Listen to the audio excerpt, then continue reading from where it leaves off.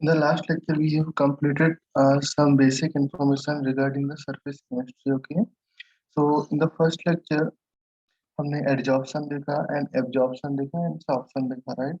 Adsorption का basic definition हमने देखा था कि adsorption basically surface पर होता है.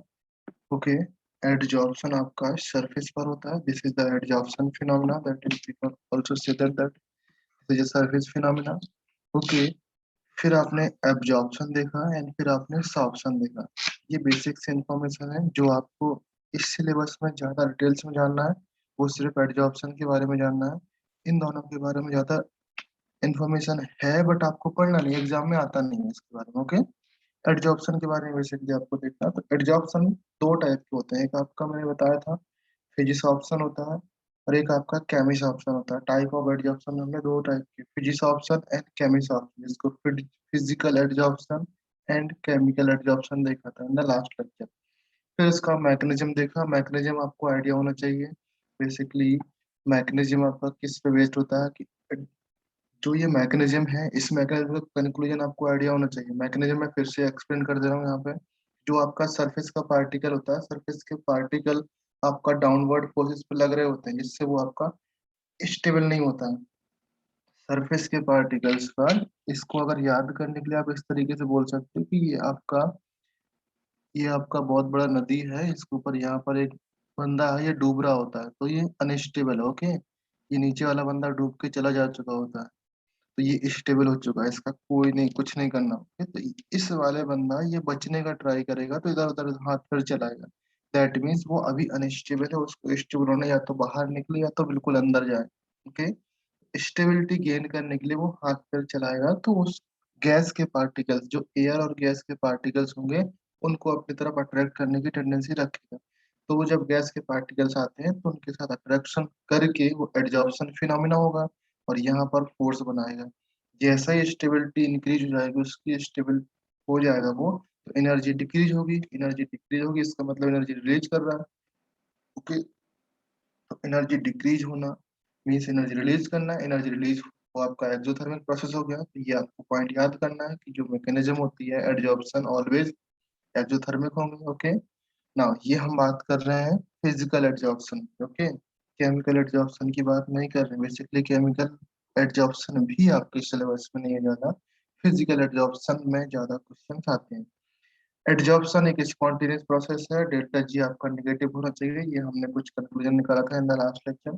फिर हमने देखा था factor affecting the adsorption process को, कौन कौन से फैक्टर अफेक्ट करते हैं वो हमको आज देखना. ओके, सो पहले मैं थोड़ा सा जो डिफरेंसेस होते हैं, मैं डिफरेंसेस आपको क्लियर कर दूं.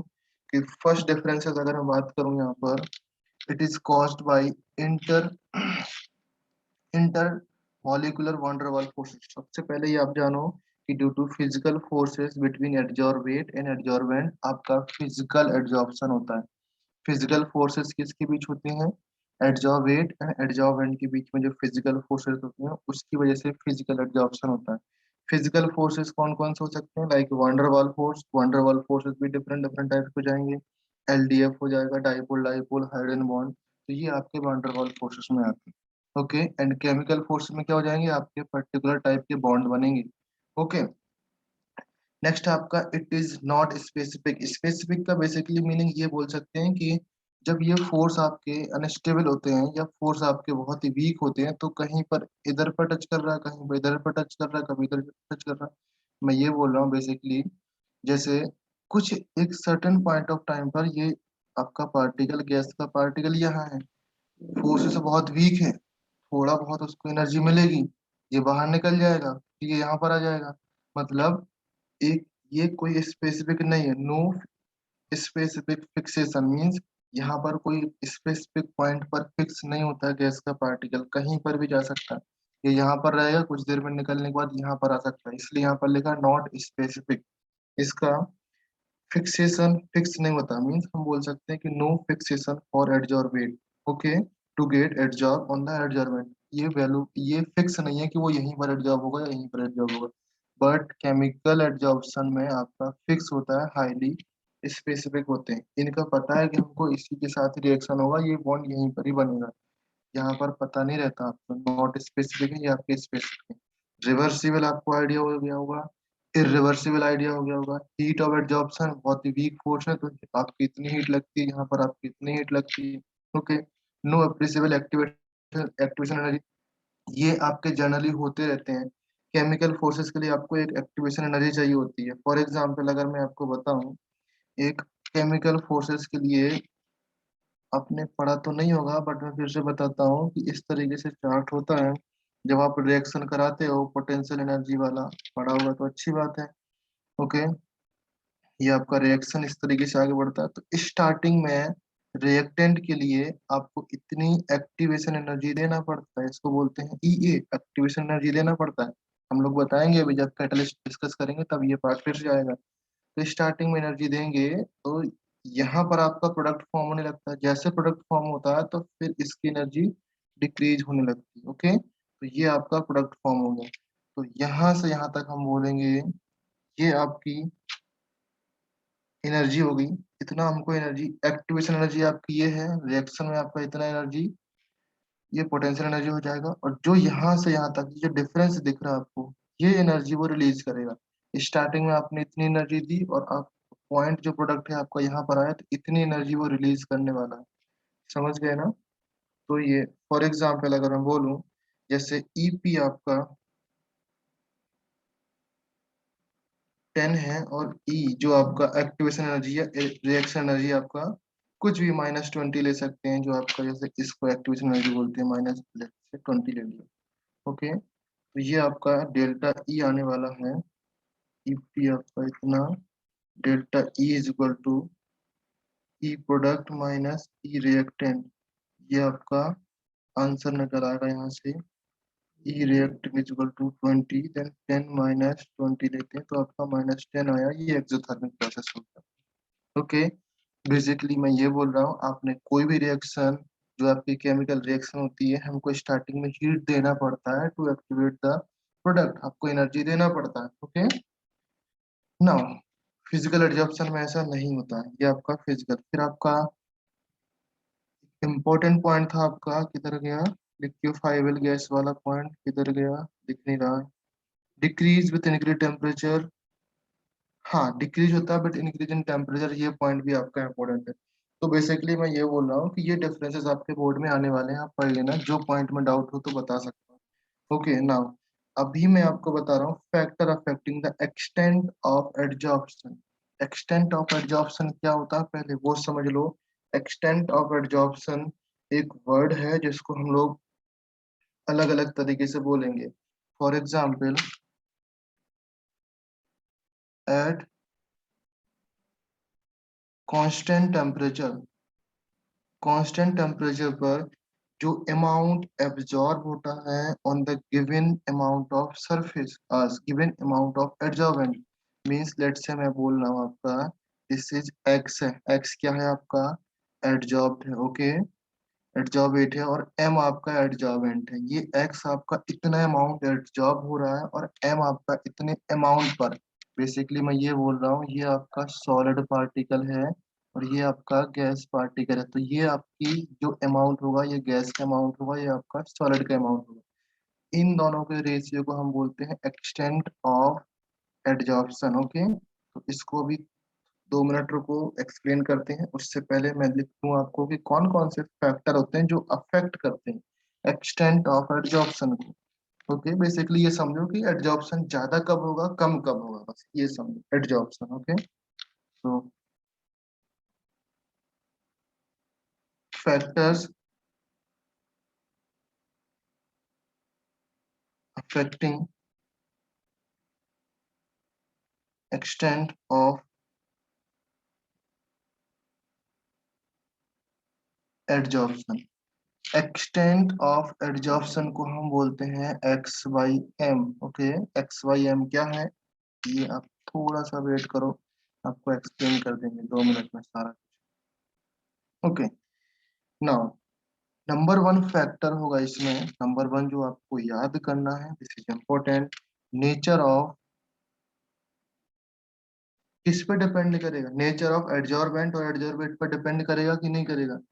भाई अगर ऐसे सब्सटेंसेस हैं, इसको वो पार्टिकल चाहिए ही नहीं जो यहाँ पर अवेलेबल है, तो वो क्यों इसको एक्सेप्ट करेगा? बात समझ में आया? ये आपका सॉलिड है, इस सॉलिड को ये पार्टिकल चाहिए नहीं जो गैस का पार्टिकल है, तो क्यों एक्सेप्ट करेगा? तो nature of adsorbent and adsorbate पर डिपेंड करता है। ओके, फर्स्ट वन है नेचर ऑफ एडजॉर्बेंट।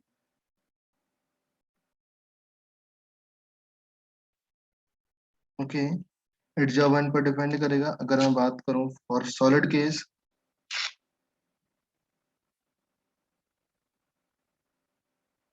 और सॉलिड के लिए तो जो एडजॉर्प्शन होगा is directly proportional to the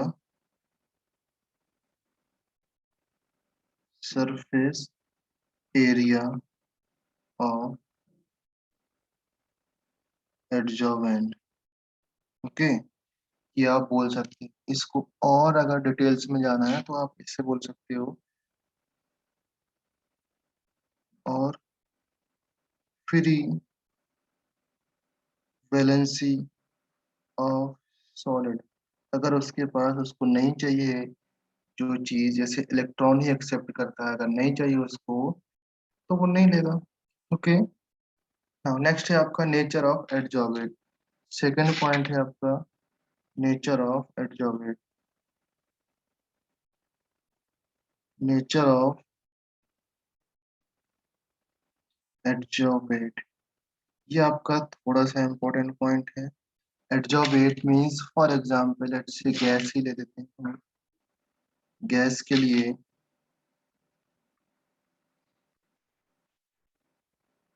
adsorption depend करता है critical temperature. Anybody knows the what is the critical temperature? Critical temperature of gas, that is TC. Okay, किसी को आइडिया है क्रिटिकल टेम्परेचर क्या होता है? नहीं आइडिया? चलो मैं आपको एक एग्जांपल देता हूँ। एग्जांपल इस तरीके से है, लेट्स से मैं लिखता हूँ volume of gas, volume of gas at NTP adsorbed by 1 gram of charcoal। Okay, कितना वॉल्यूम एड्जॉर्ब करता है 1 ग्राम ऑफ चारकोल? जो आपका 1 ग्राम चारकोल है वो कितना एड्जॉर्ब करेगा? Okay, okay, very good Harshada. Okay, so यहाँ पर आपका, लेट्स से मैं यहाँ पर लिखता हूँ गैस। गैस कौन कौन सी है? Number one H2 gas, N2 gas, CH4 gas, CO2 gas, HCl gas, NH3 gas, SO2 gas. Okay, अगर मैं बात करूं इनके क्रिटिकल टेम्परेचर की, तो इनका क्रिटिकल टेम्परेचर कितना होता है? TC of every gas in kelvin लिख लेना। ओके, किसी को आइडिया है इनका? एटलीस्ट दो तीन तो याद कर ही सकते हो। ये आप हाइड्रोजन का याद कर सकते हो, ये 126 नाइट्रोजन का याद कर सकते हो, N190 अप्रोक्सीमेट वैल्यू लिख रहा हूँ, 234 डिग्री और केल्विन आगे पीछे हो सकता है। ओके, ऐसा मत लिखना कि सर आपने 190 लिखाया था एग्जाम में 193 आ गया। ओके, तो ऐसा नहीं, 193 भी लिख सकते हैं इसको। एंड इसका 304, स्टार्टिंग के थ्री तो याद कर लो, बाकी का आपकी मर्जी है। ओके, 324, 406, 430, इसका मतलब ये है क्रिटिकल टेम्परेचर 33 का मतलब क्या है मुझे बताओ? क्रिटिकल टेम्परेचर 33 केल्विन है, इसका मतलब ये है कि 33 टेम्परेचर के नीचे इस गैस को आप लिक्विड में कन्वर्ट नहीं कर सकते, कितना भी आप प्रेशर लगाएं। ये होता है वो क्रिटिकल टेम्परेचर। एम आई राइट? समझ में आया सबको? 33, यस सर। 33 टेम्परेचर के नीचे आप हाइड्रोजन गैस को लिक्विफाइड नहीं कर सकते एट इनफाइनाइट प्रेशर पर। ओके, ये आपका क्रिटिकल टेम्परेचर होगा। तो ये यही वैल्यू सबके लिए मैंने यहाँ पर नोट की है। तो अभी आप बताओ, इसके लिए मुझे 33 टेम्परेचर पर जाना पड़ेगा लिक्विफाइड करने के लिए एटलीस्ट, और इसके लिए 430 पर जाना पड़ेगा। तो इजिली लिक्विफाइड कौन सी हो रही है गैस? SO2 हो रही है इजिली। ओके, तो हम बोल सकते हैं जो वॉल्यूम एड्जॉर्ब होगा इन ml में ले लेते हैं हम लोग, दैट इज 4.7। किससे जो एड्जॉर्ब हो रहा? 1 gram of charcoal.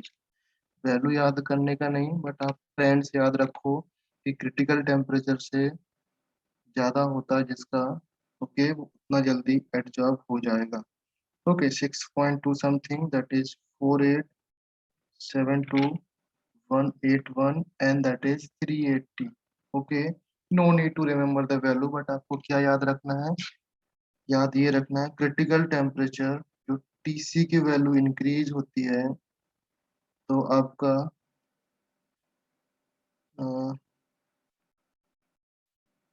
Ease of liquefaction, ये भी इंक्रीज होगा। और जब ये इंक्रीज होता है तो हम बोल सकते हैं एक्सटेंट ऑफ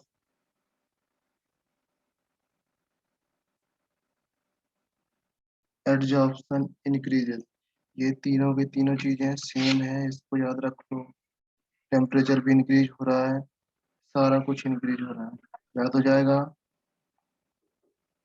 ओके, ना ये तो फर्स्ट पॉइंट, सेकंड टू ही ऑप्शन हुए। थर्ड वन है effect of temperature. Third one आता है आपका effect of temperature. Third one है इफेक्ट ऑफ टेम्परेचर। टेम्परेचर का क्या इफेक्ट होता है बेटा? एडजॉर्वेट और एडजॉर्वेंट पर दोनों की जब रिएक्शन होती है, ये तो आपको पता है कि एडजॉर्प्शन आपका exothermic process. Okay, normally adsorption, अगर आप टेम्परेचर इंक्रीज कर, नॉर्मली तो पहले आप ये समझो कि adsorption decrease with the temperature, because adsorption एक एक्सोथर्मिक प्रोसेस है। आप जबरदस्ती टेम्परेचर दे रहे हो तो वो डिक्रीज करने लगा, उसके मॉलिक्यूल इधर उधर जाने लगे। ओके, तो बेसिकली हम फिजिकल एडजॉर्प्शन की बात कर रहे हैं। फिजिकल एडजॉर्प्शन में अगर आप टेम्परेचर इंक्रीज करते हो तो आपका एक्सटेंट ऑफ एडजॉर्प्शन आपका डिक्रीज करने लगेगा। ओके, डिक्रीज मीन एक पॉइंट ऑफ टाइम पर कांस्टेंट हो जाएगा, उसके आगे नहीं हो जाएगा। ओके, एंड अगर हम केमिकल एडजॉर्प्शन की बात करें तो केमिकल एडजॉर्प्शन में भी कुछ डिफरेंट तरीके से होता है। क्या होता है मैं आपको एक ग्राफ के थ्रू बता रहा हूँ, ग्राफ से शायद आप समझ पाओ।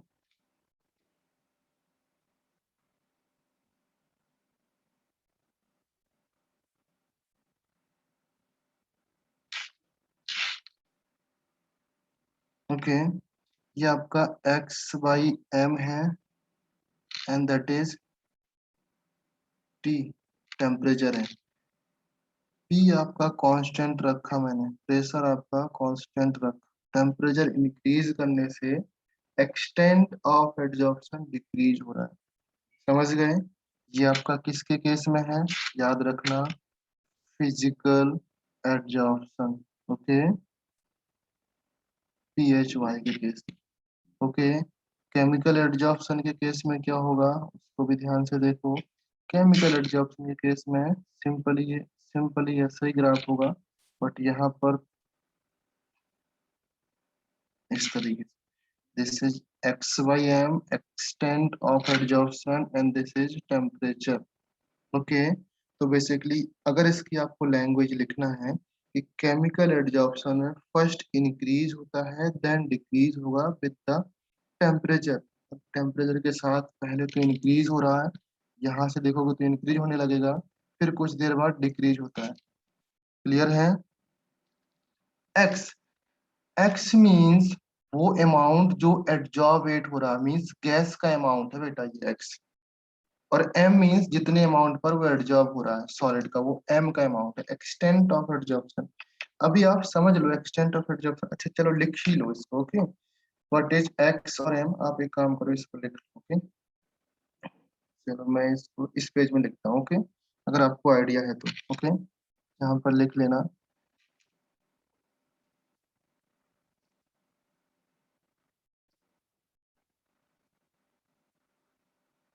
at constant temperature. Okay, it is observed that constant temperature की बात कर रहा हूँ मैं। ओके, ये एक थ्योरी है, इसको बोलते हैं एडजॉर्प्शन आइसोथर्म। वही थ्योरी में उसी का थोड़ा सा अपोजिट वाला पार्ट यहाँ पर बता रहा हूँ मैं। एडजॉर्प्शन आइसोथर्म में आपका यहाँ पर टेम्परेचर चेंज कर रहा है, और एडजॉर्प्शन आइसोथर्म में आपका टेम्परेचर कांस्टेंट रहता है, प्रेशर चेंज करते हैं। ओके, आप समझ लो इसको, अच्छे से समझोगे। मैं थोड़ा सा इसको नीचे करता हूँ। ओके, आपको क्या करना है, यहाँ पर डाल देना है हेडिंग। कौन सी heading? Adsorption isotherm. Adsorption isotherm क्या है वो आप समझ लो, इससे आप एक्स वाई एम की वैल्यू डिफाइन कर पाओगे। ओके, सिर्फ एक्स वाई एम की वैल्यू डिफाइन करने के पर्पज से अभी समझना, इसका मेजरली यूज है वो कुछ देर बाद आएगा। ओके, काफी ज्यादा इंपॉर्टेंट है ये, कुछ देर। इट इज ऑब्जर्व दैट कि जो अमाउंट ऑफ गैस है, अमाउंट ऑफ गैस, गैस क्या होता है? एब्जॉर्ब, सॉरी, एब्जॉर्ब होगा। किस पर एब्जॉर्ब होगा? On the given amount of adsorbent. Okay, given amount of adsorbent. Okay, जब ये चीज होती है then this is dependent on the pressure, ये आपका प्रेशर पर डिपेंडेंट होता है। तो आप ये सोच लो कि जो एक्स वाई एम की वैल्यू है ये gas adsorb, amount of gas adsorb and on the given amount of adsorbent, इसको बोलेंगे एक्स और इसको बोलेंगे एम। और इसी को पूरा एक लैंग्वेज फॉर्म में लिख देते हैं। क्या लिखते हैं बेटा लैंग्वेज फॉर्म में? इतने सारे पार्ट को हम लिखते हैं एक्सटेंट ऑफ एडजॉर्प्शन, और जिसको हम लोग लिखते हैं एक्स वाई एम। बात समझ में आया? ये आप ऐसे भी नहीं लिख सकते हो, बस इतना डेफिनेशन याद रख लो कि जो गिवन अमाउंट है, amount of gas, amount of gas observed on the given amount of surface, that is called extent of adsorption. Okay, ये इसलिए मैंने हटा दिया बिकॉज उसका यूज थोड़ा सा अलग है। कांस्टेंट मैंने टेम्परेचर लिया था, कांस्टेंट टेम्परेचर लिया था ना, तो वो उसकी डेफिनेशन ही अलग है। ओके, आपको समझने के लिए आप ये लिख सकते हो the amount of, the amount of gas adsorbed on the given amount of surface, इसको बोलेंगे extent of adsorption। बात समझ में आया Harshita? That is called X Y M. X क्या है? इसको हम एक्स ले सकते हैं, इसको हम एम ले सकते हैं। ओके, इसको बोलते हैं हम लोग extent of adsorption. I think यहाँ तक समझ में आया होगा सबको। ओके, नाउ एक इम्पोर्टेंट, ये तो हमने देखा effect of temperature.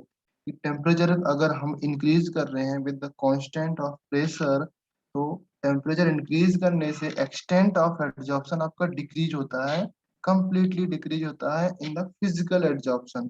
Chemical adsorption में आपका, केमिकल एड्जॉर्प्शन में पहले इंक्रीज होगा फिर डिक्रीज होगा। ये बात समझ में आया? ये दोनों ग्राफ समझ में आया? आप इस ग्राफ से पूरा डेफिनेशन लिख सकते हो कि नहीं? ये आपके बोर्ड में आ सकता है कि क्या इफेक्ट होता है एट कांस्टेंट प्रेशर। तो ये आपके बोर्ड में इम्पोर्टेंट हो सकता है। ओके, आ सकता है। ओके, नाउ नेक्स्ट है आपका इसमें ना, नंबर पॉइंट हो गया three. Fourth number point, fourth number point है आपका effect of pressure. Effect of pressure, ये वो पॉइंट है जो मैं अभी एक्सप्लेन कर रहा था। Okay, effect of pressure, effect of pressure, ये जो पॉइंट है जो अभी हम एक्सप्लेन कर रहा था, इसको बोलते हैं एडजॉर्प्शन आइसोथर्म। ये वही चीज है जो मैंने अभी एक्सप्लेन किया। तो क्या होता है इसके केस में, the extent of adsorption of gas on the solid generally, इससे एक्सप्रेस करते हैं हम, extent of adsorption of a gas on solid, हम लोग इसको एक्स वाई एम से शो करते हैं। Got it? एक्स क्या है? मास amount of एडजॉर्बेड, और एम क्या है? Mass of adsorbed. बात समझ में आया? ओके। तो उसने बोला कि एक पॉइंट पर हम टेम्परेचर कांस्टेंट रखते हैं, बिकॉज हमने क्या बोला, एडजॉर्प्शन आइसोथर्म में टेम्परेचर आइसोथर्म लिया ना। आइसोथर्म का मीनिंग तो आप लोग समझते होंगे।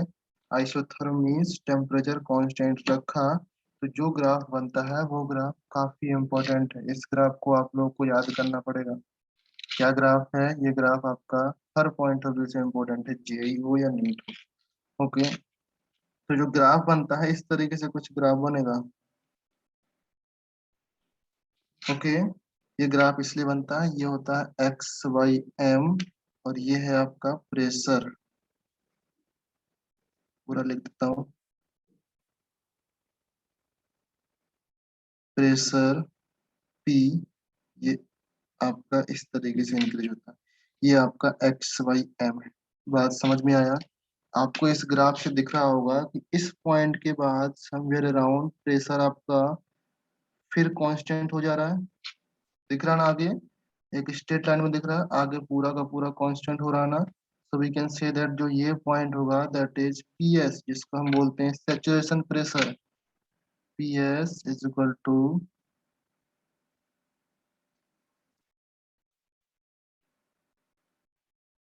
Saturation pressure. इसका मतलब ये है, एक पॉइंट पर हमने टेम्परेचर कांस्टेंट रखा और हम ऊपर से प्रेशर लगा रहे हैं गैस का। तो जो आपका सरफेस है, हम फिर से वही मैकेनिज्म में जाते हैं, जो आपका ये सरफेस था, आपका ये सरफेस था, हम यहाँ से प्रेशर लगा रहे हैं। तो जो इसके बीच में गैस के पार्टिकल्स होंगे, एक टेम्परेचर कांस्टेंट, वो सारे के सारे यहाँ पर चिपक जाएंगे। ओके। जब चिपक जाएंगे तो आप कितना भी प्रेशर लगाओ, ये तो बुक हो गया ना, जगह फुल हो गई ना, तो आप कुछ नहीं कर सकते ना उस पॉइंट ऑफ टाइम पर। प्रेशर, वो प्रेशर हो जाएगा आपका, क्या हो जाएगा? सेचुरेशन प्रेशर, जो जिस पॉइंट पर ये फिक्स हो गया। फिर आपका एक्सटेंट ऑफ एड्जॉर्प्शन मींस जो आपका यहाँ पर एक्स वाई एम है वो फिर इंक्रीज डिक्रीज नहीं होगा, एक कांस्टेंट हो जाएगा। बात समझ में आया? क्लियर हुआ? एक्सटेंट ऑफ एड्जॉर्प्शन क्लियर हुआ ना? अरे बोलो, यस और नो? एक्सटेंट ऑफ एड्जॉर्प्शन, फिर से देखो यहाँ पर extent of adsorption means X Y M है। एक्स आपका है adsorbate, mass of adsorbate, and M आपका है मास ऑफ एड्जॉर्वेंट। ओके।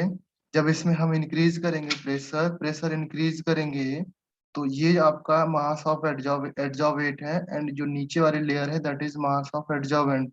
इसमें आपका फिक्स हो जाएगा ये, और ये आपका एक्स वाई एम का जो रेशियो है कांस्टेंट हो जाएगा एक सर्टेन प्रेशर पर। उस प्रेशर को बोलेंगे सैचुरेशन प्रेशर। बात समझ में आया? ये प्रोसेस आपकी कब हो रही है? टेम्परेचर कांस्टेंट रखते हैं, और ऊपर वाला प्रोसेस में प्रेशर कांस्टेंट था, टेम्परेचर को इंक्रीज कर रहे थे, तो एक्स वाई एम आपका डिक्रीज हो रहा था। ये फिजिकल एड्जॉर्प्शन था। केमिकल एड्जॉर्प्शन में क्या था? टेम्परेचर इंक्रीज करने पर पहले इंक्रीज होता है, फिर आपका डिक्रीज होने लगता है। समझ में आया सब लोग? ओके।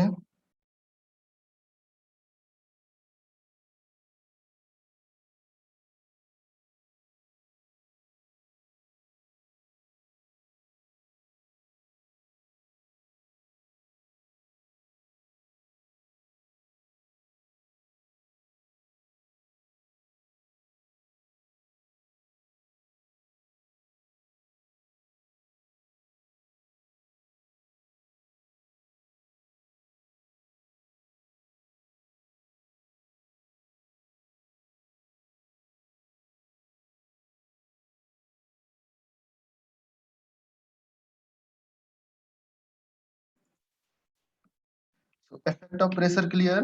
इफेक्ट ऑफ प्रेशर में एडजॉर्प्शन आइसोथर्म क्लियर हुआ सबको? ओके। सो इस पॉइंट पे आपका क्या होता है, कोई बता पाएगा? इस पॉइंट पर एक सर्टेन फिनोमेना होता है, आप फील नहीं कर पाओगे। एडजॉर्प्शन तो हो रहा होता है, एडजॉर्प्शन आपका हो रहा होता है। क्यों? क्योंकि एडजॉर्प्शन एक रिवर्सिबल प्रोसेस है। रिवर्सिबल प्रोसेस का मीनिंग ये है कि जितना एडजॉर्प्शन होगा आपका उतना ही डिसॉर्प्शन हो जाएगा। बेसिकली इस पॉइंट ऑफ टाइम पर आपका एडजॉर्प्शन एंड सॉर्प्शन दोनों इक्वल हो जाएंगे, मींस रिएक्शन आपकी इक्विलिब्रियम पर आ गई। रिएक्शन आपकी इक्विलिब्रियम पर आ गई। इक्विलिब्रियम का मीनिंग है adsorption is equal to desorption. Adsorption क्या है? पार्टिकल्स को आके उसके साथ चिपक जाना। डिसॉर्प्शन क्या है? पार्टिकल्स को निकल जाना। तो ये पॉइंट पर आपका क्या होता है, ये यहाँ पर एडजॉर्प्शन डिसऑप्शन हो रहा होता है, समझ गए ना? बट आपको दिखता नहीं है। दिखता क्यों नहीं है? बिकॉज दोनों इक्विलिब्रियम पर चल रहा होता है। बात समझ गए all of you? Okay. Yes और नो कुछ बोलो भाई। नाउ अगर ये बात समझ गए तो ये फोर टाइप के इफेक्ट्स हो गए, किस तरीके से इफेक्ट करते हैं एक्स वाई एम पर। बट देखो, जो एक्स वाई एम चीजें आई, कुछ नए नए टर्म्स आए, तो यहाँ पर काफी लोगों ने अपना हाथ भी साफ किया, बेसिकली बोल सकते हैं। तो काफी लोगों ने अपनी थ्योरम भी दी इसी के ऊपर। ओके। जो आपका एक इम्पोर्टेंट थ्योरम है, जो आपके जेई में अक्सर आते रहते हैं, अक्सर मतलब हर साल आता है, ये समझो। ओके, जिसके बारे में मैं बात करता हूँ नॉर्मली, कि जो एक आपका टाइप ऑफ एडजॉर्प्शन आइसोथर्मिक, कितने टाइप के आइसोथर्म एडजॉर्प्शन होते हैं, उसमें आपका नंबर वन टाइप है आपका Freundlich adsorption isotherm. Number two है आपका लैंगम्यूर एडजॉर्प्शन आइसोथर्म, जो आपका लैंगम्यूर है नहीं आपके सिलेबस में, इवन एनसीईआरटी में भी नहीं दिया। ओके, तो मैं यहाँ पर सिर्फ नाम लिखा दूंगा आपको। टाइप ऑफ एडजॉर्प्शन आइसोथर्म कौन सा है? नंबर वन है आपका, जो आपके सिलेबस में है, and that is very very very important. Okay, चाहे बोर्ड हो, जेई हो, इवन जेई नीट में तो कंप्लीटली आता है। ओके। नाम क्या है इसका? फ्रेंडलिक।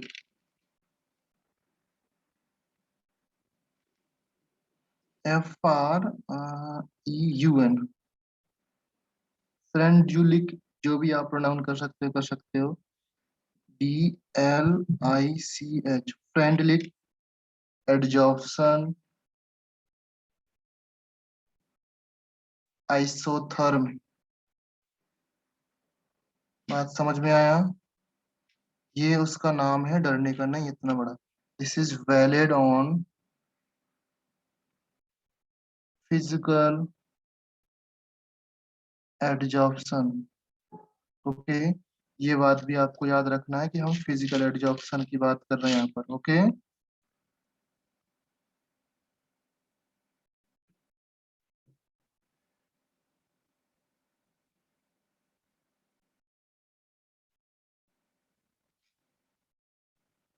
फिजिकल एडजॉर्प्शन की बात कर रहे हैं। ओके, अच्छा, नंबर टू भी लिख लेते हैं यहीं पर, फिर मैं एक्सप्लेन करता हूँ।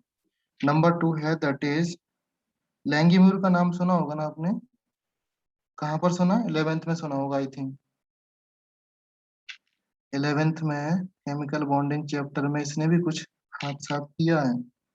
नहीं आइडिया तो कोई दिक्कत नहीं है। लैंगम्यूर, लंगूर नहीं है भाई। Adsorption isotherm.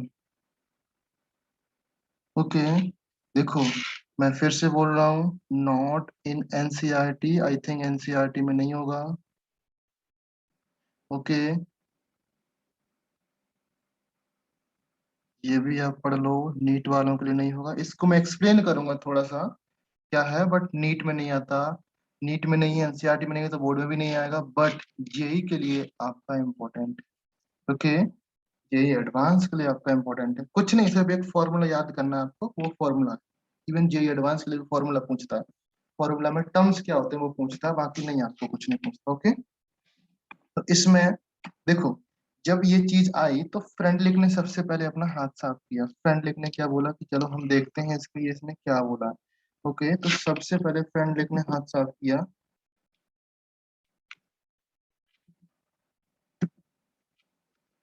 क्या उसने हाथ साफ किया? हेडिंग हेडिंग लिख लेते हैं हम यहाँ पर। ओके, तो क्या है ये? क्या हुआ?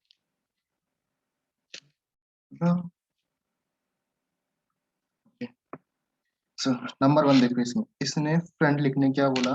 फ्रेंड लिखने बोला कि जो आपका ये वाला पार्ट था ना, ये वाला पार्ट था ना, ऐसा नहीं है। इसने बोला कि प्रेशर पर डिपेंड करता है, बट प्रेशर का एक फ्रैक्शन होता है। फ्रेंड लिखने बोला। अच्छा, यहाँ से आपको ये आइडिया लग जाता है। यहाँ पर आप एक इक्वेशन लिख लेना कि X Y M is proportional to P. P क्या है बेटा? प्रेशर है आपका। ये बात समझ में आया? एक्स वाई एम एक सर्टेन टेम्परेचर तक तो लीनियरली इंक्रीज करता है, यहाँ तक तो आपका लीनियरली इंक्रीज कर रहा है। तो we can say that X Y M आपका प्रोपोर्शनल है। फिर इसके बाद क्या हो जाता है? ये आपका चेंज हो जाता है कुछ अलग कर्व में। ओके, और आपका तो उसने बोला कि इसी कर्व को डिफाइन करने के लिए जो फ्रेंडलिक थे, फ्रेंडलिक ने बोला कि चलो हम देखते हैं ये गलत कैसे हो गया ग्राफ। तो फ्रेंडलिक ने बोला कि द फ्रेंडलिक एडजॉर्प्शन आइसोथर्म, उसने बोला कि जो एडजॉर्वेट है एंड एडजॉर्वेंट है एक सिंगल लेयर फॉर्म कर जाते हैं। तो उस पॉइंट ऑफ टाइम पर, नंबर वन लिख लेना यहाँ पर, उस पॉइंट ऑफ टाइम पर जो एक्स वाई एम होता है that is proportional to P over one by N. समझे? ये प्रोपोर्शनल होता है। वन बाई एन क्या है? एन। जब प्रोपोर्शनलिटी साइन हटाओगे आप, चलो यहाँ पर लिख लेते हैं वन बाई एन, ऐसा होगा। तो X Y M is equal to K over P by N. ये फॉर्मूला इम्पोर्टेंट है, याद कर लेना अच्छे से। इसके ऊपर हर साल क्वेश्चन आता है, अभी दिखाऊंगा मैं प्रीवियस ईयर क्वेश्चन आपको। ओके, तो वन बाई एन आएगा। ओके, तो फ्रेंड लेक ने बोला कि for this equation, isotherm equation, N आपका ग्रेटर देन होगा वन। ओके, एन आपका वन से और वन के इक्वल होगा। बात समझ में आया? ओके, वन होगा या वन से आगे होगा।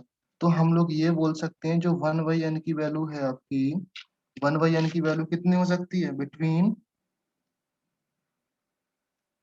Zero to one by N, less than और इक्वल टू वन, यहाँ तक हो सकती है। जीरो तो होगा नहीं, जीरो भी हो सकता है। यस, हाँ, जीरो भी हो सकता है। एक केस आएगा जहां पर मैं जीरो बताऊंगा। ओके, तो वन बाई एन आपका जीरो टू वन बाई इस तरह वैलिड करेगा। बात समझ में आया? ये किसने बोला था? फ्रेंडलिक ने बोला एक्स वाई एम क्या है? Extent of adsorption. एक्स क्या है? Amount of adsorbate. एम क्या है? Given amount of adsorbent. P क्या है? प्रेशर। के और एन क्या है? कांस्टेंट। तो यहाँ पर लिख लेना most important point, K and N are constant. Okay, and that depends on, ये point number one, depends on nature of adsorbent and on the gas. Adsorbent तो लिख दिया, मतलब ऑन द गैस मतलब एडजॉर्बेट पर भी डिपेंड करता है। तो ये के और एन की वैल्यू है जो डिपेंड करते हैं किस पर? एडजॉर्बेंट और एडजॉर्बेंट पर। ओके, बेसिकली ये ग्राफ समझ में आया? तो ये ग्राफ तो एक्चुअली में बना था, इधर गया ग्राफ, तो मैंने बना ही नहीं। ओके, ग्राफ तो एक्चुअली में बना ही था, ग्राफ एक्चुअली में हम बनाते। ओके, ग्राफ इस तरीके से है, ये जो आपका ग्राफ था same.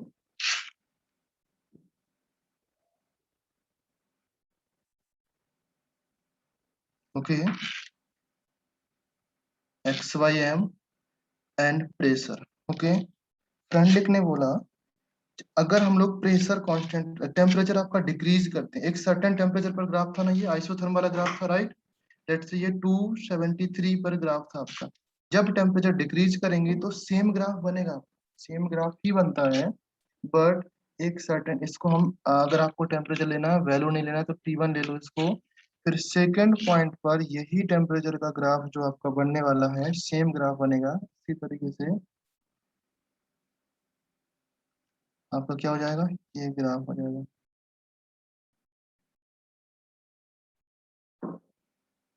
Okay, this is T2। Okay, ये फ्रेंड लिख कर रहे हैं। ओके, ये ग्राफ कौन कर रहे हैं, फ्रेंड लिख कर रहे हैं। फ्रेंड लिखना है, फ्रेंड लिख का बेस क्या था, बेस आपका यही ग्राफ था। तो फ्रेंड लिख ने बोला कि हम प्रेशर आपका वही है, हम टेम्परेचर अलग अलग टेम्परेचर पर कर रहे हैं एक्सपेरिमेंट। ओके, तो नेक्स्ट आपका टेम्परेचर ये था, दिस इज T3। ओके, तो अभी आपको आइडिया लग गया होगा, T1 है, T2 है, T3। तो वी कैन से दैट, यहाँ पर लिख लेना बेटा, T3 is less than T2 is less than T1।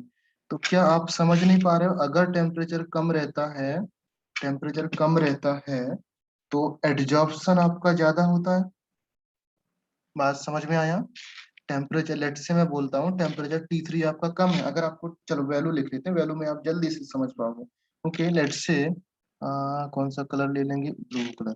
इसका वैल्यू आपका 273 है। ओके, इसका वैल्यू आपका लेट से 244 है। ओके, केल्विन की बात कर रहे हैं। ओके, ओके, मैं ऐसे आर्बिट्रेरी वैल्यू ले रहा हूँ, आप भी मत ले लेना। ओके, आप भी ले सकते हो बट लिख देना कि ऐसे ही वैल्यू है। ओके, एग्जाम में जब आप कर रहे हो तो ये आपका टेम्परेचर डिक्रीज करने पर एक्स वाई एम बढ़ रहा है, बढ़ रहा है कि नहीं बढ़ रहा, एट कांस्टेंट प्रेशर। लेट से उसने बोला कि मैं इसी प्रेशर पर बात कर रहा हूँ, जो आपका ये प्रेशर है, ये that pressure is 180 M. Okay, ये आपका प्रेशर 180 एम है फॉर एग्जांपल। तो इस प्रेस पर पहले आपका एक्सटेंट ऑफ एडजॉर्प्शन आपका ये था, राइट।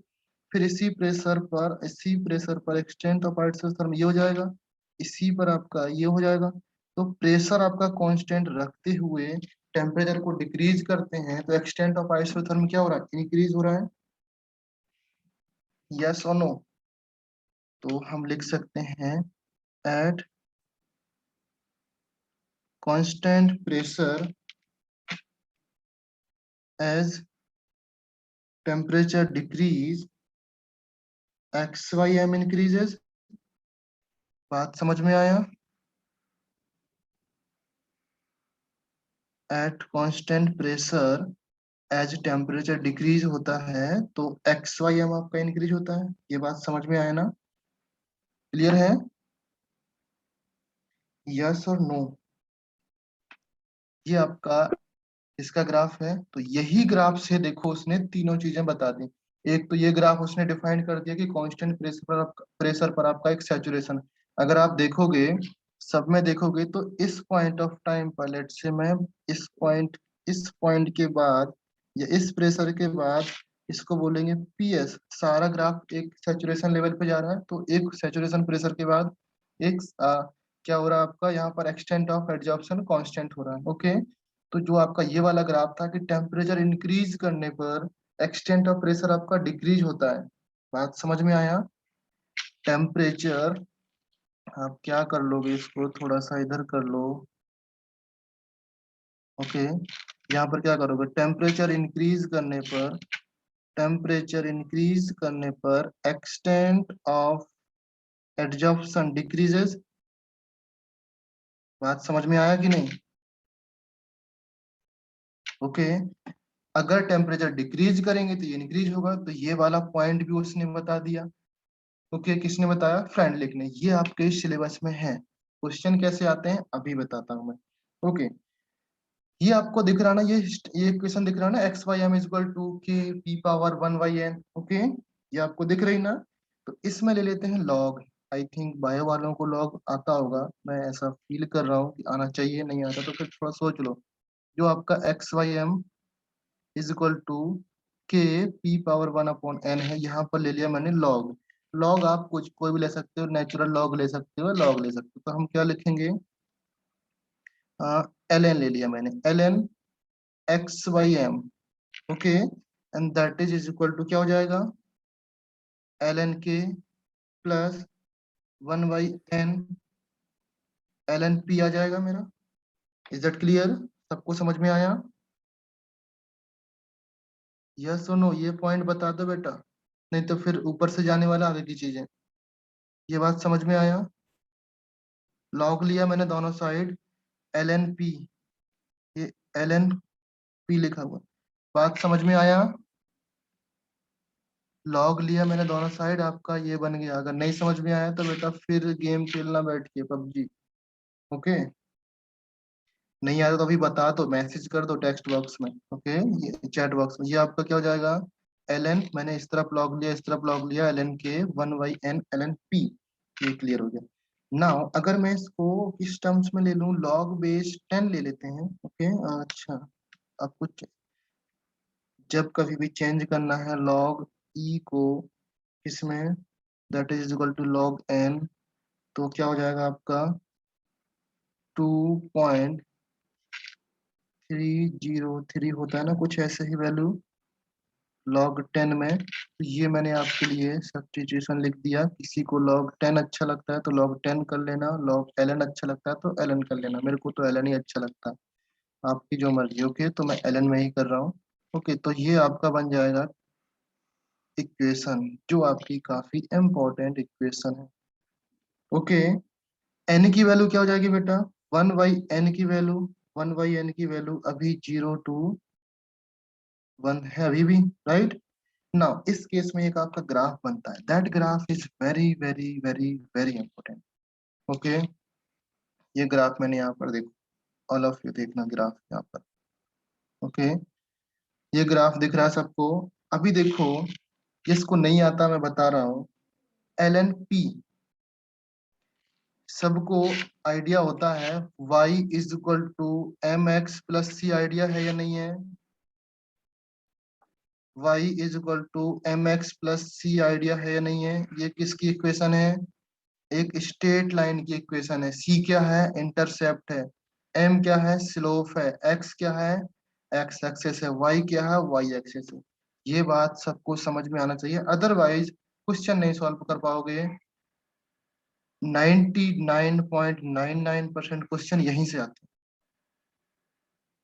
इसी लाइन से आएंगे या इसी इक्वेशन से आएंगे या फ्रेंडलिक वाले कंसेप्ट से आएंगे क्वेश्चन। तो आपने क्या किया, मैं कंपेयर कर रहा हूँ किसको किसके साथ, y को कंपेयर कर रहा हूँ। यहाँ पर कंपेरिजन देखना, इसको लिख रहा हूँ मैं y, इसको लिख रहा हूँ मैं m, इसको लिख रहा हूँ x, इसको लिख रहा हूँ c।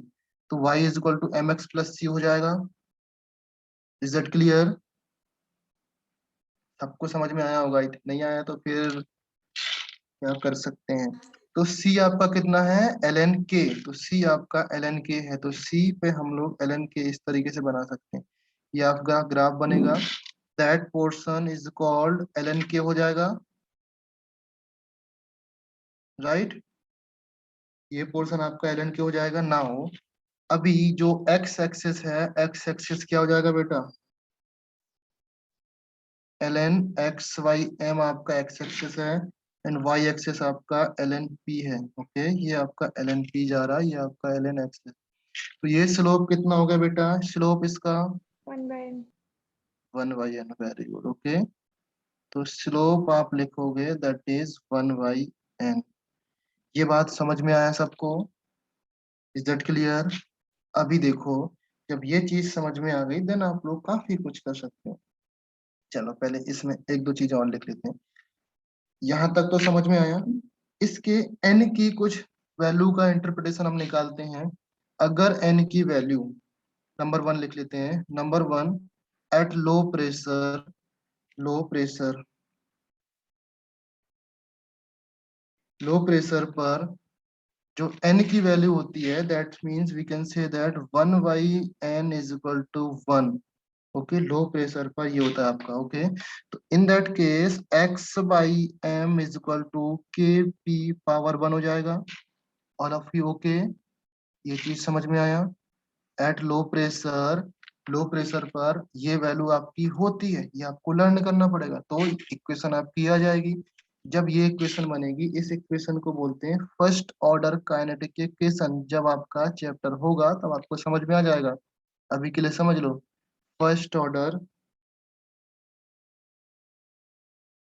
काइनेटिक इक्वेशन, बिकॉज यहाँ पर p के ऊपर 1 है। ओके, इसको बोलेंगे फर्स्ट ऑर्डर काइनेटिक इक्वेशन। तो इससे क्या निकल के आ रहा रिजल्ट, x y m अगर प्रेशर बहुत ही लो है तो एक्स वाई एम क्या होता है, डायरेक्टली प्रोपोर्शनल होता है। ये बात समझ में आया कि नहीं? अगर प्रेशर लो हुआ तो X Y M directly proportional होगा। दैट मीन्स ये ग्राफ आपका क्या हो जाएगा, लीनियर। बोलो यस और नो। तो ये वही ग्राफ है, लो प्रेशर पर जो आपका ग्राफ होता है, ये यहाँ से यहाँ तक का ग्राफ है। आप इसी में समझो, इस वाले ग्राफ में समझो। जो मैंने बताया था लो प्रेशर पर जो ये वाला ग्राफ है ना, एट लो प्रेशर, ये वाला ग्राफ आपका लीनियर है। बात समझ में आया? एट वेरी लो प्रेशर आपका ग्राफ लीनियर है। नाउ चलो थोड़ा सा आगे चलते हैं। पॉइंट नंबर 1 हो गया, पॉइंट नंबर 2 आपका है, थोड़ा सा आगे मूव करते हैं। Point number 2, if value of an intermediate, या प्रेशर आपका इंटरमीडिएट होता है, तब आपका क्या होता है, 1/n की वैल्यू आप जनरली तो आप 0.1 से आप कुछ भी आगे बढ़ा सकते हो, बट किसी किसी बुक में लिखा रहता है 0.2 टू 0.5, और आगे भी आप ले सकते हो। तो बेसिकली मैं ये बोल रहा हूँ 1 से नीचे होना चाहिए और 0 से ऊपर होना चाहिए। ओके, आप कोई भी वैल्यू ले सकते हो, इंटरमीडिएट होना चाहिए। ओके, तो इसको आप क्या लिख सकते हो, 0 to 1 के बीच में होना चाहिए। Is that clear? इस केस में आपका एक्स वाई एम कितना हो जाएगा बेटा, के पी पावर 1/n आएगा। बात समझ में आया कि नहीं? ये आएगा ना। तो इस केस में क्या हो जाएगा, not following first order kinetic. Kinetic क्या है ये हम लोग बाद में देखेंगे, अभी घबराओ नहीं। ना, थर्ड केस क्या है, थर्ड केस आपका ये इस तरीके से है। थर्ड केस है आपका high pressure.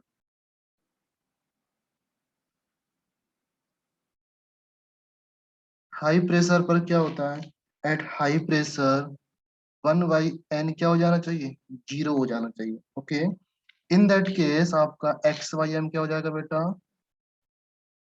X Y M is equal to K P not. Okay, इसकी वैल्यू आपकी आ चुकी है, तो ये कितना हो जाएगा, आप समझो, ये हो जाएगा आपका 0 ऑर्डर काइनेटिक। ओके, अभी आप फील कर पा रहे होगे कि ये अगर आपका ये आया तो एक्स वाई एम कितना हो गया बेटा, एक्स वाई एम कॉन्स्टेंट हुआ ना, एक्स वाई एम कॉन्स्टेंट हुआ ना, समझ गए ना? एक्स वाई एम कॉन्स्टेंट कब होता है, एट सैचुरेशन प्रेशर पर। बात समझ में आया कि नहीं? बस जो आज बताया मैंने, इतना इतना ही इम्पोर्टेंट है इस चैप्टर में अभी तक। मतलब इसको अगर मैं टॉप प्रायोरिटी दोनों देने वाला हूँ, सबसे टॉप नंबर पर आज का चैप्टर ही इम्पोर्टेंट है। ओके, ये बात समझ में आया सबको, यस और नो? अगर ये बात समझ में आया तो चलो मैं थोड़ा सा क्वेश्चन दिखाता हूँ आपको, क्वेश्चन क्या आते हैं। ओके, ये क्वेश्चन किस में आया, 2020 में आया, जेई में। फ्रेंडली का आइसोथर्म है आपका, एक्स वाई एम का ग्राफ ग्राफ प्लॉट करते हैं, उसने बोला कि स्लोप लाइन का इतना है, लाइन है जितना इतना respective, then the gas mass absorb per gram आपको निकालना है। इफ द इनिशियल प्रेशर आपको दिया है, आपको क्या क्या दिया है, X Y M is equal to K P one, ये आपका इज इक्वल टू 1/n। यहाँ पर आपको सारी चीजें गिवन है, प्रेशर भी गिवन है, इसका ये स्लोप भी गिवन है, यहाँ से स्लोप भी निकाल सकते हो। एक्स वाई एम आपको यहाँ पर इनिशियल प्रेशर निकालना, इनिशियल प्रेशर आपका गिवन है, एब्जॉर्ब पर ग्राम आपको निकालना है। समझ गए? ये सीट में क्वेश्चन दे देता हूँ मैं, आप लोगों को सॉल्व करके आना है, अगर आप समझ गए होगे आज के चैप्टर, आज का लेक्चर को। ओके, ना एड्जॉर्प्शन ऑफ गैस फ्रेंडली, आपको ये लिखा हुआ है यहाँ पर बताना है कि X Y M versus P लिखा हुआ है। Adsorption of gas follow Freundlich isotherm if X is the mass of adsorbent, M is the mass of adsorbent. आपको कौन सा फॉलो कर रहा है वो आपको बताना है। बता सकते हो कौन सा फॉलो कर रहा है? यहाँ पर टेम्परेचर देखो, टेम्परेचर देखो, टेम्परेचर देखो, ऑप्शन प्रेशर ए। देखो। ये 2020 का क्वेश्चन आया हुआ है। ओके, नेक्स्ट और देख लो। सेम यहाँ पर, अच्छा ये तो लास्ट वाला ही क्वेश्चन है। लास्ट फर्स्ट क्वेश्चन देखो, ये सितंबर 2 में आया, एक ही क्वेश्चन 2020 में। और यही देखो सितंबर 6 में आया, सेम क्वेश्चन, सेम वैल्यू पूछा। यहाँ पर ये इंटीजर टाइप में दिया होगा, एंड में भी यहाँ पर आपका ऑप्शन दे दिया होगा उसमें। बात समझ में आया? सेम क्वेश्चन है ऑलमोस्ट। यहाँ पर 4 एटीएम था, और यहाँ पर उसने क्या दिया, 0.04 एटीएम। सारा कुछ सेम है ना। चलिए नेक्स्ट क्वेश्चन देखो यहाँ पर। At a gas undergoes the physical adsorption on the surface follow X Y M. यहाँ पर आपका 1/n की वैल्यू 0.5 है, तो आप बता सकते हो प्रेशर के साथ इंक्रीज हो रहा है या डिक्रीज हो रहा है। 1/n की वैल्यू आपकी 0.5 है। क्लियर है ना? डिक्रीज। ओके, सिंपल है। नेक्स्ट आपका अगर हम बात करें,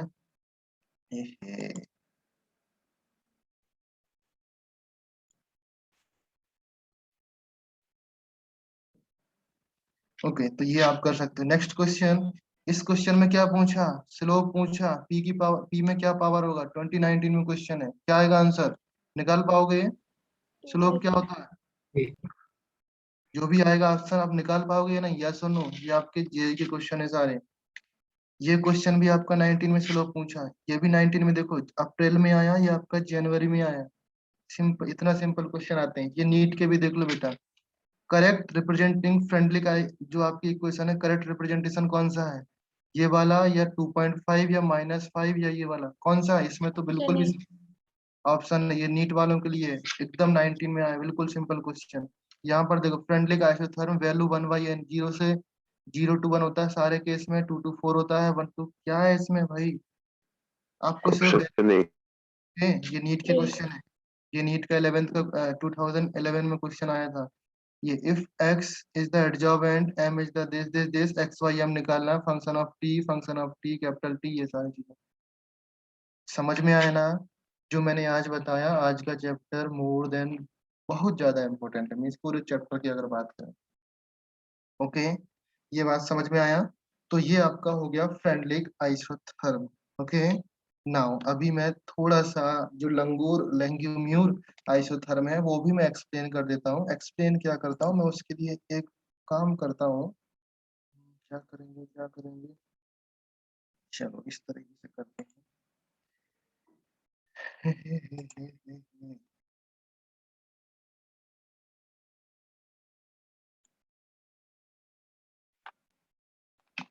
ये लैंग्यूम्यूर आइसोथर्म,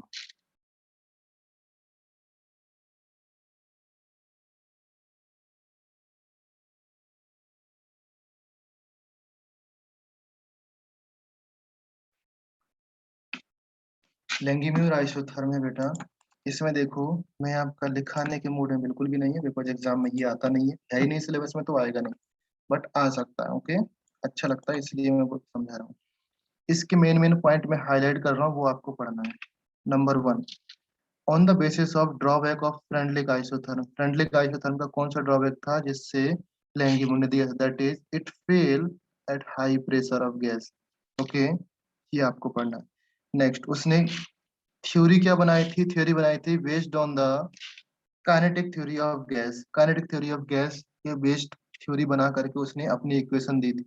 सिर्फ 2 पॉइंट याद करना है। फर्स्ट पॉइंट में क्या है, फ्रेंडलिक का जो इक्वेशन थी वो हाई प्रेशर पर फेल हो रही थी, क्योंकि ज्यादा प्रेशर पर, तो उसने की बोला काइनेटिक बेस पर आपका ये बना है। नेक्स्ट है adsorption take place on the surface of solid till the completely surface covered by unimolecular layer. एक यूनिमोलिकुलर लेयर। ओके, इस पॉइंट को आप नहीं भी याद कर सकते, बट यूनिमोलिकुलर एक बार याद कर सकते हो। Okay, next question, adsorption consist of to opposing process, means ये दोनों प्रोसेस एक साथ चलती हैं। मींस जो हम अभी डिस्कस कर चुके हैं ना, कि एक आपका डिसॉर्प्शन होता है, साथ में एक आपका एडजॉर्प्शन दिख रहा है कहीं पर, मॉलिक्यूल सॉलिड इवेपोरेट, यहाँ पर लिखा नहीं।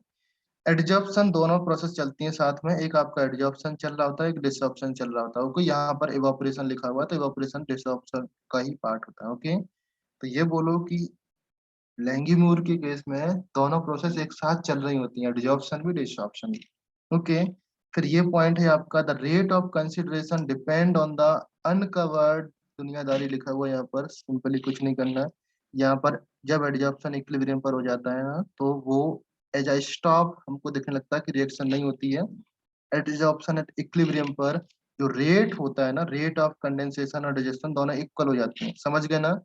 एडजॉर्प्शन इज इक्वल टू डिसऑर्प्शन, ये बात लिख रहा है वो इतने सारे पैराग्राफ में, समझ गए एट इक्विलिब्रियम। बात समझ में आया ऑल ऑफ यू? पढ़ना नहीं है आपको, मैं बस बता रहा हूँ कि आपके दिमाग में होना चाहिए। जो इम्पोर्टेंट पॉइंट है दैट इज ये वाला नेक्स्ट पॉइंट। यहाँ पर ये इक्वेशन आपको याद करना है बस, only this equation you have to learn बस। चाहे जेई वाला हो चाहे नीट वाला हो, बस ये इक्वेशन लर्न कर लो बस। एक्स वाई एम क्या होता है इसमें, A P and one plus B P, A और बी आपके कांस्टेंट है। That value depend on the nature of gas adsorbent and the nature of adsorbent and also temperature. इतना पॉइंट आपको पढ़ना, बाकी कुछ भी नहीं है सर। समझ गए, पढ़ लोगे, इसलिए मैंने कुछ नहीं लिखाया, 2 मिनट में कंप्लीट कर दूं। सिर्फ यही पॉइंट आपको पढ़ना है जो मैंने हाईलाइट कर दिए हैं, बाकी कुछ भी नहीं पढ़ना भाई। मत पढ़ना, मान जाना, ओके। ये आपका जब आप बीटेक में जाओगे और केमिस्ट्री ब्रांच होगा जिसका, वो उसको पढ़ने को मिलेगा। या एमएससी कर रहे होंगे कुछ लोग, एमएससी करेंगे तो उनको पढ़ने को मिलेगा। हायर क्लासेस में आता है ये लंगूर आइसोथर्म। ओके, नेक्स्ट अभी मैं स्टार्ट करने वाला हूँ कोलाइड। कोलाइड क्या होता है देखो, अच्छा हाँ, before going to start the next, मैं आपके सामने कुछ एडजॉर्प्शन के एप्लीकेशंस हैं, एप्लीकेशंस याद कर लेना बेटा।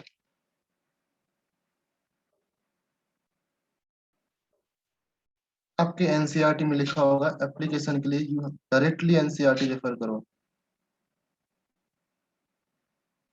एप्लीकेशन में कौन कौन से हैं, जैसे गैस मास्क में, जो आपका गैस मास्क होता है, ओके।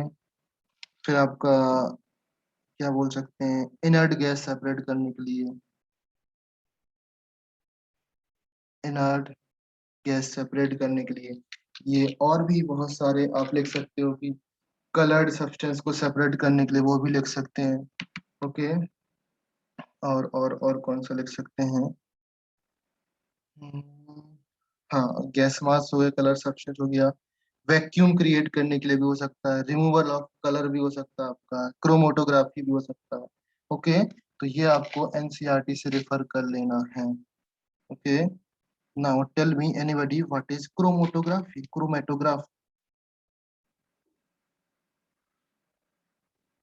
ये आपका इसके ऊपर शॉर्ट नोट्स लिखने के लिए आ सकता है बोर्ड में। What is chromatography, adsorption, adsorption तो एक्सप्लेन करना ही पड़ेगा, एंड क्रोमोटोग्राफी का एग्जाम्पल देके आपको एक्सप्लेन करना पड़ सकता है, बोर्ड में आ सकता है। तो कोई आइडिया है क्रोमोटोग्राफी क्या होता है? फोटोग्राफी नहीं है भाई, क्रोमोटोग्राफी। चलो मैं बताता हूँ, क्रोमोटोग्राफी 11th का पार्ट होता है, बट आपका तो 11th भी बेकार गया। यस, कलर से रिलेटेड है। आपका 11th स्कूल में कोई प्रैक्टिकल नहीं हुआ, तो मैं बताता हूँ, ये 11th में प्रैक्टिकल होता है, स्कूलों में होता है आपके। तो क्या होता है, एक स्ट्रिप रहती है, स्ट्रिप मींस एक ग्लास की स्ट्रिप रहती है, उस ग्लास पर आपने क्या किया, कलर डाला। लेट से ये स्ट्रिप हो गया मेरा, ओके। इस स्ट्रिप पर मैंने यहाँ पर एक ब्लू कलर डाला, ब्लैक कलर डाला, तो इसी के ऊपर मैंने एक ब्लू कलर डाला, ओके। समझ जाओ ये दोनों कलर एक साथ हैं, और मैंने इस सॉल्यूशन में डिसॉल्व कर रहे हैं, सॉल्यूशन में डिसॉल्व कर रहे हैं। जो आपका ग्लास स्लाइड होगा ना, ये जो ग्लास स्लाइड होगा ना, ये सिल्का, सिल्का जेल से कवर्ड होगा, जो ग्लास होगा ना, ये सिल्का जेल से कवर्ड होगा, तभी तो एडजॉर्प्शन और एब्जॉर्प्शन फिनोमेना होगा। तो ये हम क्या करते हैं, किसी भी सॉल्वेंट में डिप करते हैं, ये आपका सॉल्वेंट हो गया। तो सोचो, आप ऐसे सोचो एग्जाम्पल कि एक स्ट्रिप लिया, उसी स्ट्रिप पे 2 कलर आपने लगा दिए।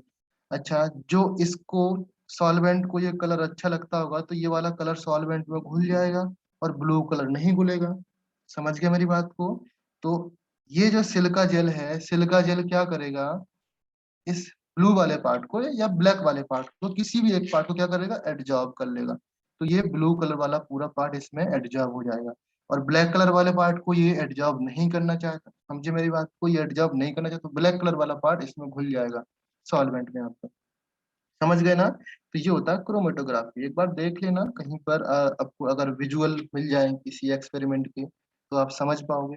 मैंने बता दिया कि एक ग्लास की स्लिप लेते हैं, उसमें सिलिका जेल लगा करके उसमें हमने दो कलर डाल देते हैं, दोनों कलर का देखते हैं कि एक कलर आपका सिलिका जेल के साथ चला गया और दूसरा कलर आपका पानी के साथ। ओके, ये आपका क्रोमेटोग्राफी होता है। नाउ नेक्स्ट स्टार्ट करने वाला हूँ मैं कोलॉइड्स। कोलॉइड्स क्या होता है? Anybody idea?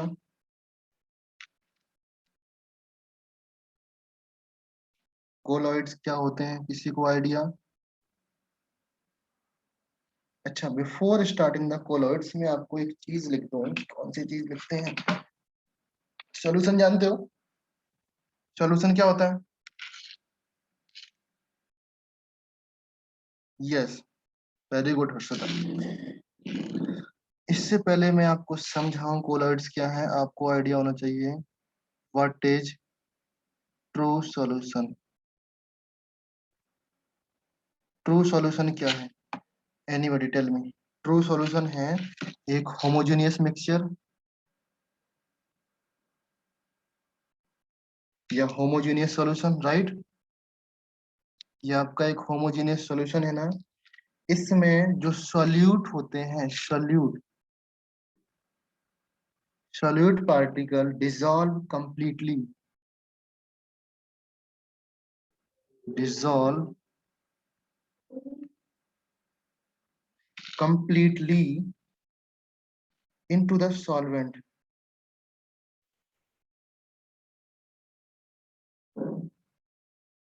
इन सॉल्वेंट। बात समझ में आया? कंप्लीटली डिसॉल्व हो जाते हैं and can not be observed, can not be observed by naked eye. हम अपनी आंखों से नहीं देख सकते कि उसमें सॉल्यूट क्या है और सॉल्वेंट क्या है। ओके, एंड इम्पोर्टेंट पॉइंट लिखना है। एंड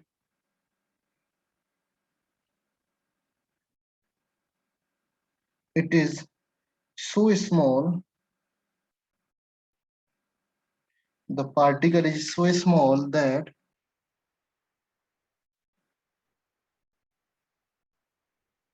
it cannot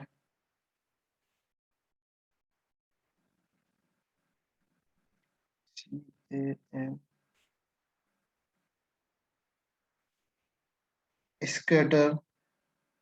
स्कैटर समझते हो?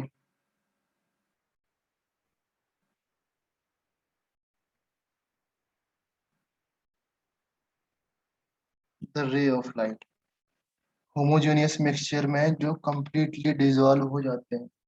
फॉर एग्जाम्पल कैसे दे सकते हैं इसका एग्जाम्पल? ऐसे समझो कि एक आपका वाटर है, वाटर में कुछ एक ऐसा पार्ट आप डिसॉल्व कर रहे हो।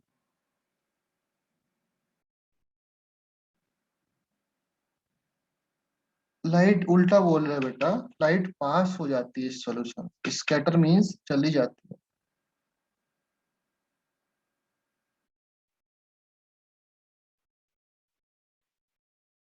समझिए, स्कैटर मींस ये पास हो जाती है। नहीं समझ में आया क्या?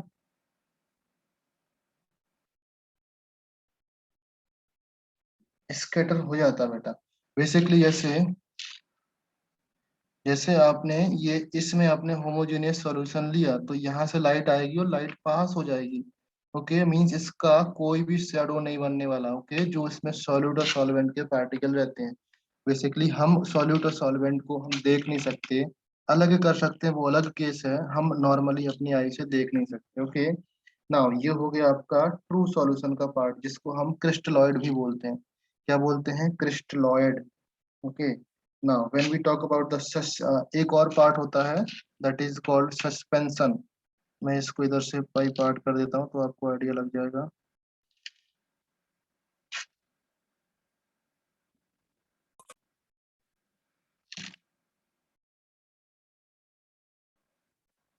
Okay, the next part is called suspension.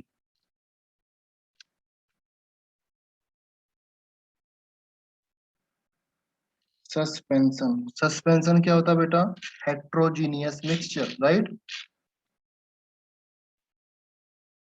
Heterogeneous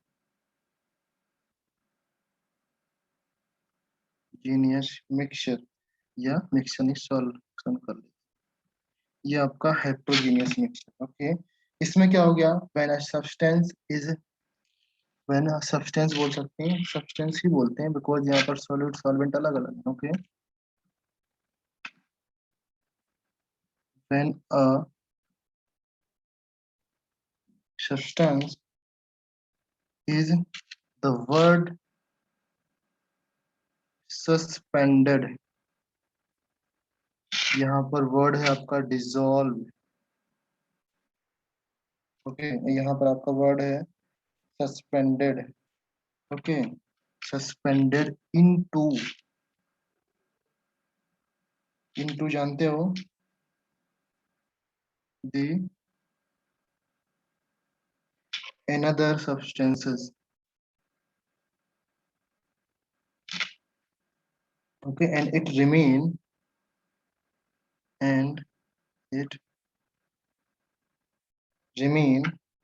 undissolved, and scatter the light, and scatter the light means यहाँ पर आपकी लाइट का शेडो बनने का चांसेस है। Scatter the light. ओके, हो गया। अच्छा, ऑब्जर्वेशन पॉइंट वाला नहीं लिख, and observed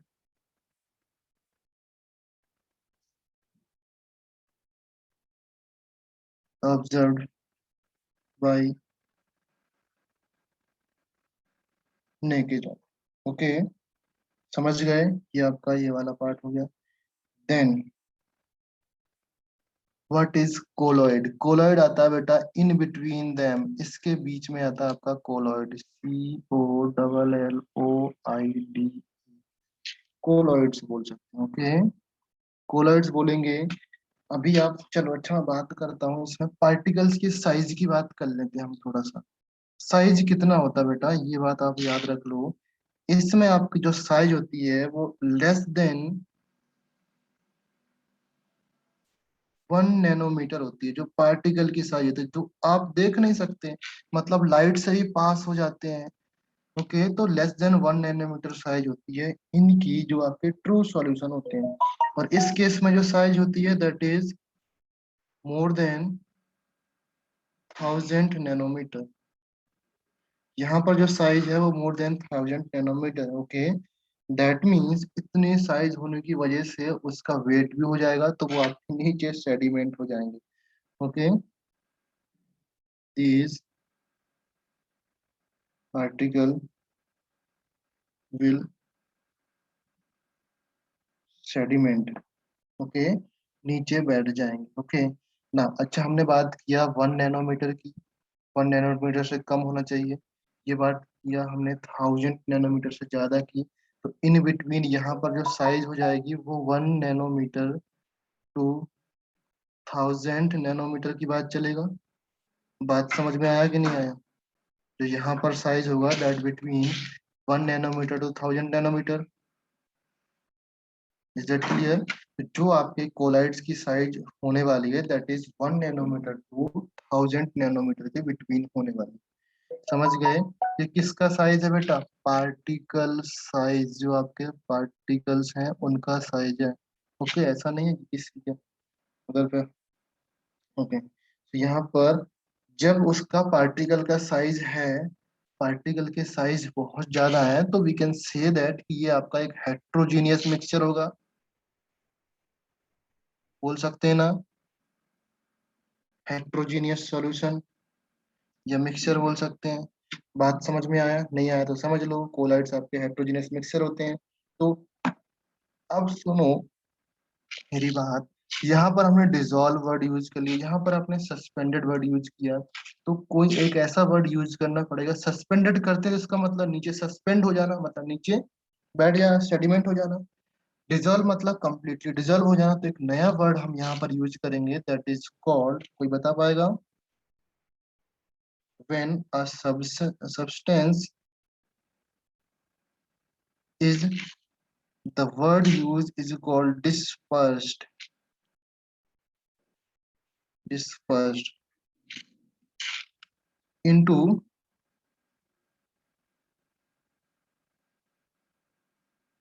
another substance. It particle cannot be, यहाँ पर ये आपका हो गया, हम लोग cannot be observed, cannot be observed by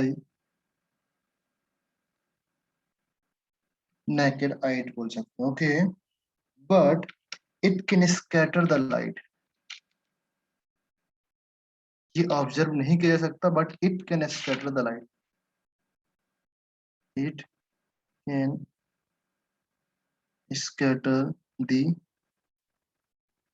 light. बात समझ में आया? देखो इसका एग्जाम्पल आप वो एग्जाम्पल ले सकते हैं, ट्रू सॉल्यूशन जो आपने मूल कंसेप्ट में पढ़ा है, एसिड बेस दुनियादारी जो भी पढ़ा, वो अभी तक हम पढ़ रहे थे ट्रू सॉल्यूशन. ट्रू सॉल्यूशन अभी तक जो हम पढ़ रहे थे, वाटर है किसी के साथ मिक्स करना, वो आपके ट्रू सॉल्यूशन है.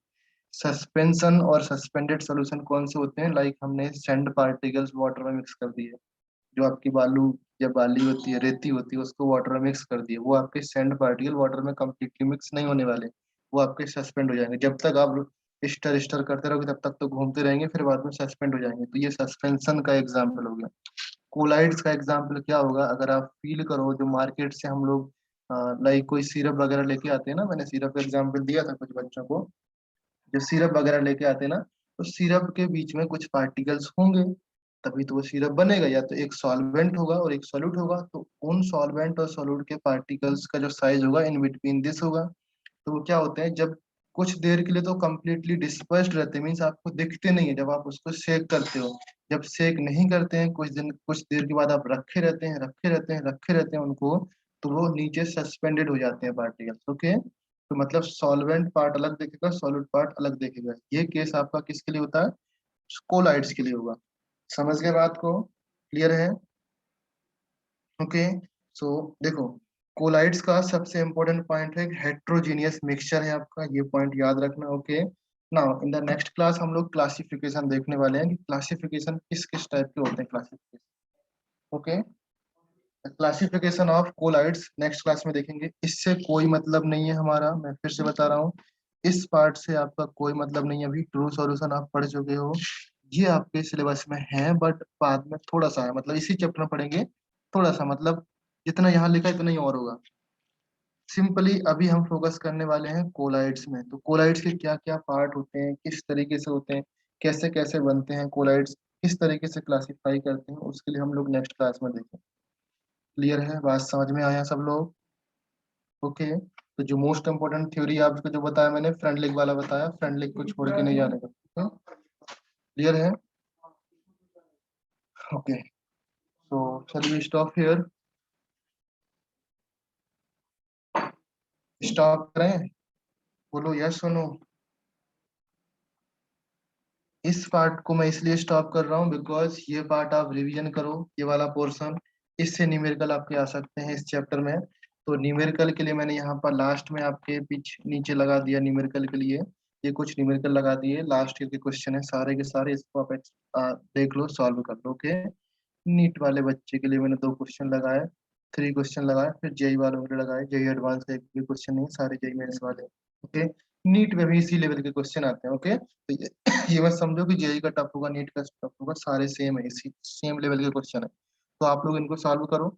अगर कुछ डाउट होता है तो मेरे को मैसेज करो before the next class, next class से पहले मैसेज करो, हम लोग डिस्कस कर लेंगे, ओके.